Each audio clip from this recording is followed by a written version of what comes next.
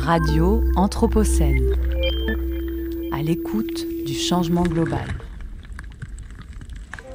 Eh bien, bonjour à tout le monde. Nous démarrons une programmation radio à l'Arbrel à l'occasion de l'inauguration du festival qui est lié, du festival d'inauguration d'un programme tout à fait étonnant qui s'appelle les Murmures du Temps. Nous allons en parler un peu plus tard. Et donc, j'ai le plaisir pour ce premier entretien qui durera 25 minutes d'accueillir 4 invités qui, chacun, dans des situations différentes, ont contribué à ce projet que sont les Murmures du Temps.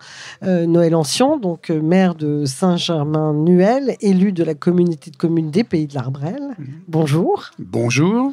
Laurent Grabert et Antoine Trelat, architectes cofondateurs de l'agence LFA. Bonjour à tous les deux. Bonjour. Et puis l'artiste plasticien Stéphane Shankland. Bonjour. Bonjour. Je vais peut-être commencer par vous, Noël Ancien, pour qu'on puisse poser le contexte de toute cette affaire qui finalement a 8 ans, qui a atterri aujourd'hui en 2024, mais qui a démarré en 2016. En tout cas, je crois le savoir, et qui a démarré parce que notamment votre commune, qui donc fait partie de cette communauté de communes des Pays de l'Arbrel, une des 17. Votre commune de Saint-Germain-Nuel s'est retrouvée totalement traversée, coupée par l'autoroute A89 qui relie Lyon à Saint-Étienne, Lyon à Clermont-Ferrand. Oui, c'est bien ça. Absolument. Et donc, à l'époque, ça a créé un certain nombre de problèmes. Est-ce que vous pouvez nous en parler ?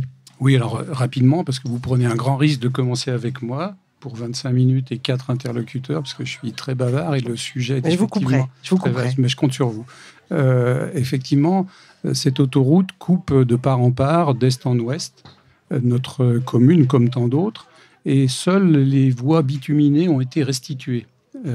Donc concrètement, là où il y avait une quinzaine de manières d'aller du nord au sud de la commune, il n'en reste plus que 2, c'est 2 passages, d'une départementale d'un côté et d'une voirie communautaire de l'autre, et plus de passages ouverts soit au trafic agricole, soit au trafic piéton, mode doux, loisirs, etc.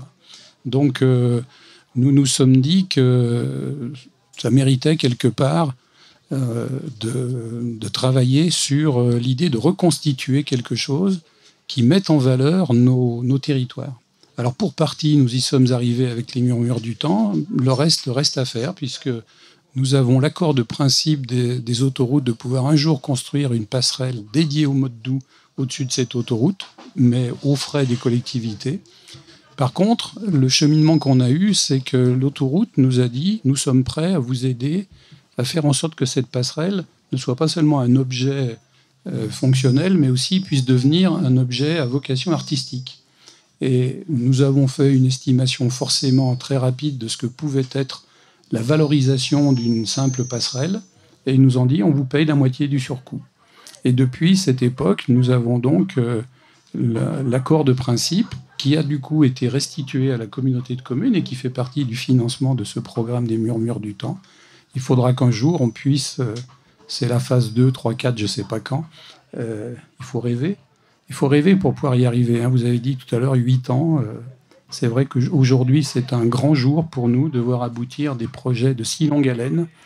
Si longue haleine, d'ailleurs, que certains finissent par ne plus y croire. Et puis, en fait, ça devient une réalité et c'est merveilleux. Alors, voilà, on est content. Ce projet, il a ensuite été transporté à la communauté de communes puisqu'il a une portée pluricommunale. Si je vous raconte tous les épisodes, ça sera vraiment trop long. Ça ne va pas être possible. Non, ça ne va pas être possible. J'aimerais quand même pouvoir, si vous le permettez, citer 2 noms de personnes de ma commune. Mon adjoint de l'époque, Marc Pouilly, qui a beaucoup travaillé là-dessus, et un citoyen de la commune qui se trouve être un homme qui aime l'art et qui connaît bien en particulier le land art pour avoir fait des reportages. C'est un réalisateur de télévision. Anglo-saxon d'origine, naturalisé français, qui nous a abreuvé de connaissances sur le land art. À titre personnel, je connaissais déjà un petit peu, pour nous montrer le type de valorisation qu'on pouvait faire. Alors, au bout du bout, c'est pas exactement ça qui a été fait, mais il a beaucoup contribué à illustrer ce que pourraient être des parcours qui ne sont pas les mêmes que ceux qu'on avait imaginés, parce qu'il y a eu tout le travail qui a été fait par l'école d'urbanisme, ensuite soutenu par les prestataires qu'on a trouvés. Mais ça a beaucoup contribué à faire en sorte qu'en particulier les élus, qui ne sont pas tous forcément sensibles à ça, s'approprient la démarche et se disent oui, on peut se projeter sur quelque chose qui valorisera nos territoires de manière souple et pertinente. En tout cas, je suis content de voir que c'est vrai. Voilà. C'est vrai qu'on touche du droit, puisqu'on on ouvre aujourd'hui, je crois, 8 des 11 œuvres qui seront livrées sur ces 3 parcours. Et donc, pour revenir à la question du processus, parce que tout ça se fait dans les règles de l'art et des règles administratives de l'art, donc il y a eu un appel à projet. Un appel à projet qui a été remporté en 2019 par la Taverne Gutenberg, associée à donc l'agence LFA, l'école urbaine de Lyon, qui était un programme Institut Convergence, et puis également Terra Publica. Je me rappelle, nous étions là au départ. Et donc, vous avez gagné, cette équipe a gagné l'appel à projet. Et ensuite, ils ont pu commencer à travailler. Je me tourne vers vous, Laurent Grabert, Antoine Trolla. On connaît votre appétence pour l'art et les cultures alternatives. Vos projets en sont la démonstration. Et donc, ça donne tout à fait à comprendre la légitimité de votre présence au sein d'un tel projet, au sein d'un tel collectif. Et je voulais savoir si vous aviez déjà eu l'occasion auparavant de travailler sur des échelles de cette taille, puisque là, je le rappelle, le projet est sur la communauté de communes qui comprend 17 communes. Alors, les 3 parcours ne couvrent pas les 17 communes, mais quand même un certain nombre. Je ne sais pas, monsieur le maire. Complètement 4. Et puis, aujourd'hui, nous sommes sur une 5e commune implantée. Donc oui, il reste encore beaucoup à faire pour qu'un programme comme ça, par des déclinaisons qui peuvent prendre différentes formes, concerne un maximum de communes. Donc, je vous remercie. Donc, Antoine Trolla, Laurent Grabert, voilà, travailler à cette échelle-là, des échelles territoriales très variées, très anthropisées, avec une histoire longue, avec une histoire industrielle très forte, une histoire agricole aussi très forte, une proximité à la métropole de Lyon, à Lyon, la ville-centre. Voilà, comment quand vous participez à cet appel à projet aux côtés des 2 autres acteurs que j'ai cités, comment vous imaginez ces échelles-là territoriales? Antoine Trolla.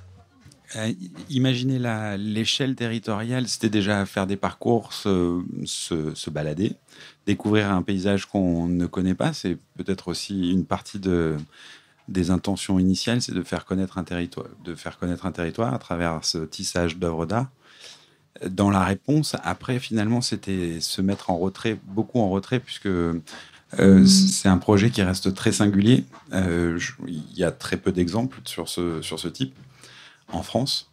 Et donc, du coup, un challenge pour les équipes les différentes, donc de la communauté de communes et des mairies et leurs équipes techniques associées. Un challenge qu'on a relevé, qu'on a réussi à accompagner, mais en accompagnant surtout les artistes, c'est-à-dire qu'on se met dans un autre rôle à ce moment-là, où finalement, à l'agence, on a l'habitude de répondre à des sujets très variés, très divers, mais là, pour le coup, celui-ci est vraiment très singulier, et où l'architecte, ici, est complètement en retrait, et juste là pour amener les éléments aux artistes qui en ont besoin.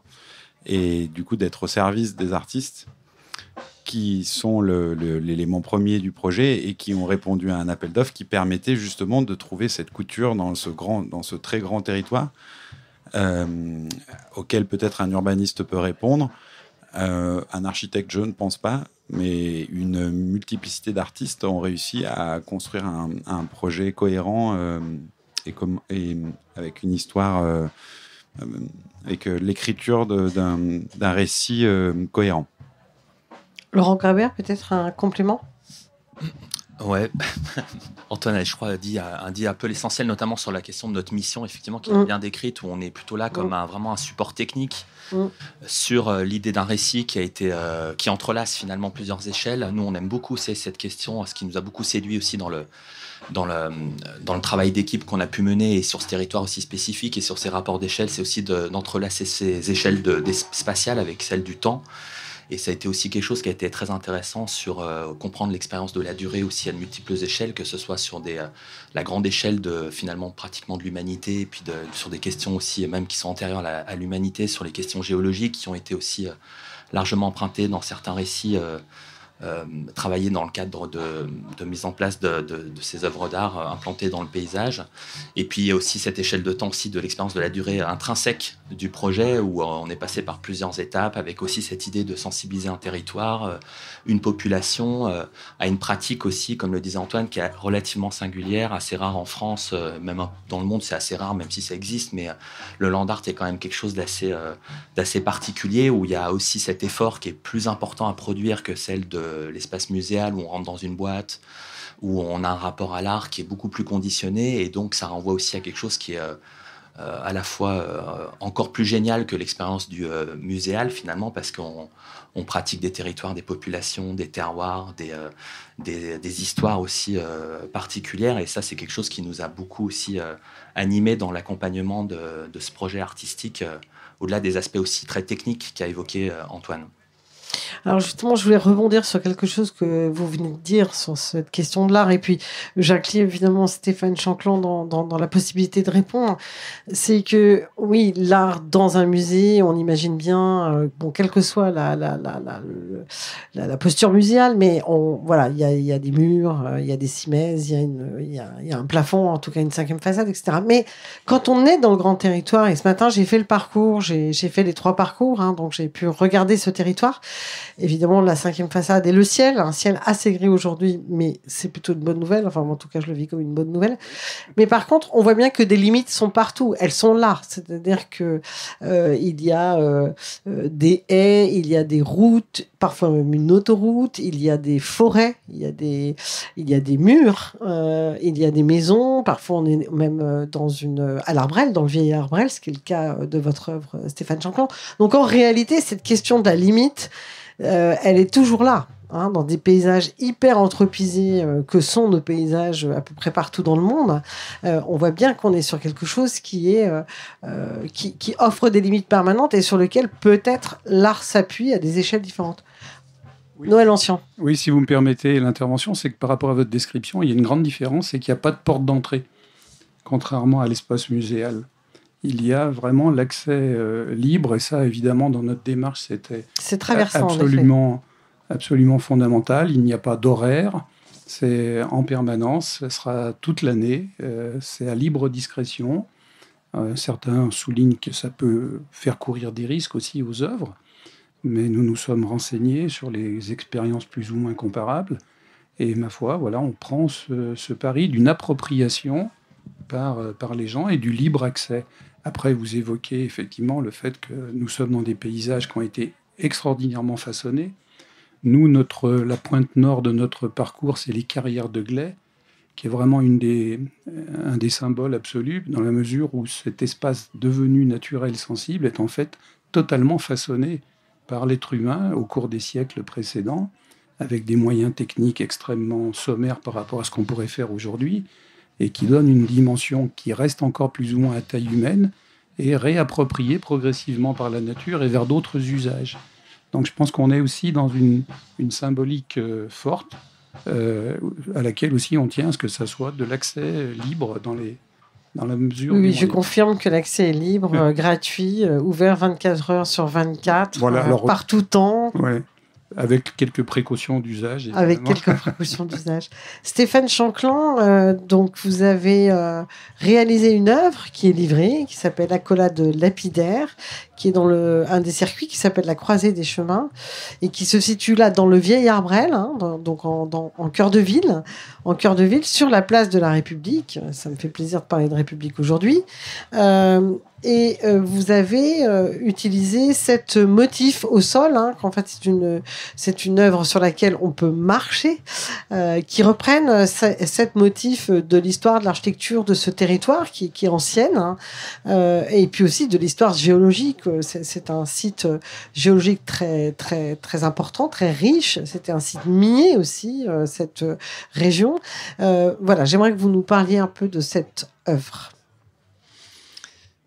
Alors tout à fait, c'est une œuvre qui se nourrit du territoire au sens large, à la fois dans ce que nous, les humains, avons fait dans ce territoire. Donc ça, c'est plutôt la dimension patrimoniale, on va dire, ou l'histoire des constructions et des interventions humaines. Moi, effectivement, vu que je suis dans l'Arbrel, je me suis intéressé plus particulièrement au patrimoine architectural du vieil Arbrel, qui a servi d'inspiration pour le choix des motifs qu'on a fini par produire au sol.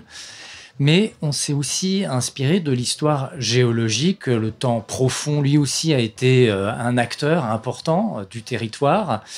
Et on a été chercher qu'est-ce qui, de ce territoire, donc plutôt sa dimension géologique, minérale, pouvait être également un acteur du projet au sens fort, c'est-à-dire jouer un rôle dans le projet. Et pour ça, on s'est appuyé à la fois sur des données géologiques, donc travailler avec un géologue, Bruno Roussel, pour qu'il nous explique bien où, quoi, comment, pour qu'on comprenne la réalité de ces acteurs qu'on ne décrit, enfin qu'on ne lit pas quand on traverse le paysage. On voit du paysage, on ne voit pas la géologie. Mais aussi de s'appuyer sur une histoire industrielle encore active aujourd'hui. Et en l'occurrence, pour Accolade Lapidaire, c'est le site de la carrière de Lafarge, extraction à la fois de pierres calcaires dorées, qui sont les pierres calcaires qui ont été utilisées notamment pour le patrimoine, une partie du patrimoine historique, mais qui aujourd'hui sont une matière première comme une autre pour fabriquer du ciment, le premier matériau utilisé dans la construction architecturale au XXe siècle et au XXIe siècle. Et ce qu'on a fait, c'est qu'on a récupéré les déchets de carrière, de pierres dorées. On a également récupéré les couleurs des différentes argiles qui sont utilisées par l'industriel Lafarge pour faire du ciment comme source d'inspiration. Et on a fait se rencontrer ces matériaux, donc déchus, du déchet inerte, de carrière industrielle et de BTP, du béton concassé. On les a fait rencontrer, ces figures du patrimoine architectural noble, plutôt de l'Arbrel, pour faire un sol public ordinaire au XXIe siècle dans une ville, et un sol utile. Et pour nous, c'était très important de faire une œuvre d'art au sol, non seulement parce qu'elle est accessible 24/24, toute l'année, etc. Elle fait partie du domaine public, mais aussi parce qu'elle elle fait partie du quotidien. Et je crois que ça, c'était l'idée aussi, c'était de contribuer à travers une œuvre d'art à quelque chose qui fait partie de l'ordinaire et qui rassemble le patrimoine profond du territoire, la géologie, 1000 ans d'histoire et un espace public utilisé aujourd'hui par nous qui sommes ici. Oui, Antoine Trollard. Du coup, j'ai été très touché par le projet de Stéphane, et notamment par rapport à ce positionnement d'expérimentation ou d'innovation que finalement seul l'artiste est un peu capable d'amener, parce qu'il peut s'affranchir de certaines règles tout en ayant beaucoup de concertation, d'échanges avec les élus, avec les services techniques, pour respecter cette condition qu'est une place, tout en y amenant cette innovation et cette expérimentation à travers le matériau, dans cette idée de réemploi, comme Stéphane l'évoquait à l'instant, qui est un sujet que dont les architectes essayent de s'emparer, mais qui reste assez compliqué. Et finalement, je trouvais ça intéressant aussi dans l'ensemble dans ces parcours et de ces œuvres, c'était cette capacité d'expérimentation et d'innovation. Et Didier Marcel me disait juste avant qu'il avait oublié dans un des groupes qui faisait les visites ce matin de leur rappeler que c'est des sculptures que les sculptures, elles sont nécessairement liées au sol dans lequel elles sont ancrées dans le sol, et que le socle de la sculpture ou l'élément au sol fait partie de ce vaste territoire. En fait, la sculpture émerge de ce territoire.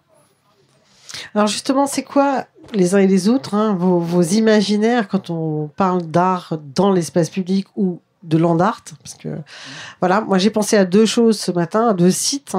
Un site très très vaste qui a été pour moi très important, qui était Hampshire Park, qui est un ancien site industriel immense de la vallée de la Ruhr en Allemagne, et qui est ponctué à la fois d'œuvres d'art et aussi d'architecture du patrimoine industriel qui a été revisité, qui a été retourné d'une certaine manière. Et puis j'ai pensé à quelque chose d'autre. J'ai pensé au Château Lacoste, vers Aix-en-Provence, qui là aussi est accessible, même si c'est beaucoup plus, sophistiqué, on va dire. Voilà, mais par contre qui installe là aussi un certain nombre d'œuvres d'art, dont des architectures. Et il y a aussi une maison de Jean Prouvé, donc les statues ont été bousculées. Et je voulais savoir, voilà, à vous tous, quels avaient été, voilà, quand vous avez commencé à travailler à des moments différents sur cette question de l'art dans le grand paysage, qu'est-ce qui vous est venu à l'esprit? Noël Ancien. Écoutez, je réponds le premier parce que nous avons été les premiers à y réfléchir, ou en tout cas à nous projeter dessus, comme je vous disais. Et effectivement, la démarche a été pas mal influencée par rapport aux 2 comparaisons que vous faites. On n'est ni dans un espace clos plus ou moins vaste, par rapport aux 2 que vous évoquez, ni dans un parti pris de forte concentration, mais au contraire de jalonnement, quelque part, d'un certain nombre de stimuli. On ignorait à ce moment-là qu'il y aurait une telle variété de réponses, qui est un des côtés... Oui, parce que je crois, j'ai entendu un peu plus tôt qu'il y avait eu 300 réponses, donc le succès était au rendez-vous. Ah oui, on a eu plus de 300 propositions d'artistes, en tout cas de pouvoir concourir. Et sur chacune des œuvres, 11 œuvres, on en a retenu 3, comme dans un concours d'architectes, pour qu'ils avancent de manière plus concrète pour nous faire une esquisse, etc. Donc on a avec Stéphane un de ceux qui ont été sélectionnés, mais il avait à chaque fois, lui et les autres, 2 alternatives, on ne peut pas dire concurrents, souvent d'ailleurs avec des choses qui ne ressemblaient pas, même s'ils avaient un cahier des charges qui avait été écrit en particulier avec les collègues de la maison Gutenberg, et tous les prestataires associés. Donc, mais en tout cas, par rapport à votre question, la représentation mentale, c'était plutôt effectivement des jalons. Alors, je sais pas, moi, j'ai la chance d'avoir une maison en Ardèche, donc le partage des eaux, par exemple, c'est intéressant. Mais alors là, on est carrément dans quelque chose d'encore plus diffus, où il faut faire des dizaines de kilomètres pour trouver des œuvres, la plupart du temps très fortes. On est, ou je sais pas, le circuit entre Nantes et Saint-Nazaire, des choses comme ça. Voilà, donc c'était un petit peu ça, la représentation par rapport à votre question. Un peu comme le voyage à Nantes, donc le voyage voilà, au pays de l'Arbrel. Exactement. Mais pourquoi pas. Il nous reste 2 minutes. Stéphane Chanclan, Antoine Trolla, Laurent Grabert. Voilà, quels sont les imaginaires qui ont nourri ces commandes ou ces projets? Moi, je veux bien répondre rapidement, mais n'étant pas dans la position du commissaire... Non, mais vous, en tant qu'artiste? Moi, ce qui m'a fait répondre en tant qu'artiste, c'était la dimension... je ne connaissais pas le territoire. J'ai lu le rapport, enfin l'étude qui a été faite par l'école urbaine, et ça m'a beaucoup intéressé qu'une commande artistique parte d'un constat qui était un point de vue anthropocénique sur une situation. Et ça, je crois que cette dimension recherche ou la dimension enquête qui faisait forcément partie d'un projet comme ça, je pense que moi, ça m'a intéressé. Je pense que ça intéresse beaucoup les artistes aujourd'hui de ne pas être juste les poseurs de sculptures dans le paysage, mais d'être des parties prenantes d'une question et d'une recherche sur comment rendre visible, valoriser, faire avec un héritage, l'héritage des territoires dont on hérite. Et l'art, je pense vraiment, a un rôle à jouer dans cette question de comment hériter d'un territoire. Qu'est-ce qu'on fait de ce fardeau? Antoine Trolla. Oui, moi, je rends également hommage à Romain Weber et la maison Gutenberg qui ont eu cette intuition d'aller chercher l'école anthropocène pour effectivement commencé à écrire ce récit à travers ce prisme. Et moi, l'école urbaine et son travail sur le territoire, ça peut me faire penser à Gordon Matta-Clark, qui avait ce rapport à la construction et au monde anthropocène finalement, et qu'est-ce qu'on fait d'un territoire qui se transforme. Et peut-être parce que on avait un projet pas loin à l'Arbrel, à Tarare, pardon. Et finalement, je traversais beaucoup ce territoire pendant qu'on répondait à l'offre. Et il y avait un côté très sensible et lumineux dans le territoire qui peut me faire penser à des artistes comme Andy Golwarsy ou des gens qui ont une finesse ou une sensibilité comme ça sur le territoire. Mais je pense que ce prisme de l'Anthropocène était très intéressant pour démarrer ce grand projet. Oui, c'était une manière sûrement d'entrer dans cette histoire de manière singulière, mais en même temps, je crois, extrêmement juste. Notre temps est fini. Je vous remercie infiniment tous les 4 et la programmation continue. Merci beaucoup. Merci. Au revoir. Radio Anthropocène. À l'écoute du changement global.